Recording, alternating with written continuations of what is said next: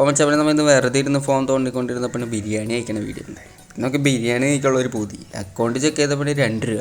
വീട്ടിലാണെങ്കിൽ ആരുമില്ല. നമ്മൾ അടുത്ത ലക്ഷം എന്ന് പറഞ്ഞാൽ അമ്മൂമ്മയാണ്. അപ്പോൾ നേരെ അമ്മൂമ്മയുടെ അടുത്തേക്ക് പോയി. ഈ പാത്രം ഒന്ന് കഴിയട്ടെ മോനെ എന്നാണ് അമ്മൂമ്മ. ബിരിയാണി വാങ്ങി തരാമെന്ന് പറഞ്ഞാൽ അതിനെ തോമ്പെടുത്ത് വെട്ടാൻ വന്നു മച്ചാമാരെ. ഇതിലൊന്നും നമ്മൾ തളരില്ല. അപ്പോൾ നമ്മുടെ ലക്ഷ്യത്തിനുണ്ട് ഏത് മാർഗ്ഗം വേണേലും സ്വീകരിക്കും. അപ്പോൾ നമ്മൾ ചെടി നനച്ച് കൊടുക്കാണ്. അപ്പോൾ അടുത്തത് എന്താ പണിയാ ചെയ്യേണ്ടതെന്ന് അമ്മൂമ്മോട് ചോദിച്ചപ്പോഴാണ് പറഞ്ഞ് ഈ പാത്രം എടുത്ത് തലക്കടിക്കും വേഗം ഇവിടുന്ന് പൊക്കോളാൻ പറഞ്ഞു. അമ്മൂമ്മയ്ക്ക് എൻ്റെ ഒപ്പം പിടിച്ച് നിൽക്കാൻ പറ്റില്ല എന്ന് അമ്മൂമ്മയ്ക്ക് ഏതാണ്ട് ഉറപ്പായി. തോല് സമ്മതിച്ച് നേരെ വന്ന് എൻ്റെ കയ്യിൽ കുറച്ച് പൈസ എന്നിട്ട് പറയാം നീ പോയി ബിരിയാണി കഴിക്കണം മോനെ. അപ്പം തന്നെ നമ്മൾ വണ്ടി എടുത്ത് നേരെ ബിരിയാണി കടയിൽ വിട്ട് ബിരിയാണി വാങ്ങാൻ. ബിരിയാണി കടയിൽ എത്തിയപ്പോൾ പറയണേ ഗ്യാസ് തീർന്നു, വിറകടുപ്പിലെ ബിരിയാണി വെക്കണ ഒരു 10 മിനിറ്റ് വെയിറ്റ് ചെയ്യാൻ പറഞ്ഞു. 10 മിനിറ്റ് കഴിഞ്ഞപ്പോൾ നമുക്ക് ബിരിയാണി കയ്യിലിട്ടിട്ടാണ്. പിന്നെ നമ്മൾ പോണ വഴിക്ക് വല്ലാത്ത ചൂട്. നേരെ ഒരു നാരങ്ങ വെള്ളം കുടിച്ച് നേരെ വീട്ടിലേക്ക് പോയിട്ടാണ്. അച്ഛന്മാരെ വീടെത്തിയപ്പോൾ നമുക്ക് ബിരിയാണി ആയിക്കുള്ള പൂതി അങ്ങോട്ട് മാറി കിട്ടിയിട്ടാണ്. പിന്നെ നമുക്ക് നേരെ ഫ്രിഡ്ജ് തുറന്നങ്ങോട്ട് നോക്കി എന്തുള്ളതെന്ന് തിന്നാൻ. അപ്പം നമുക്ക് തണ്ണിമത്തങ്ങ അങ്ങോട്ട് കിട്ടിയത്.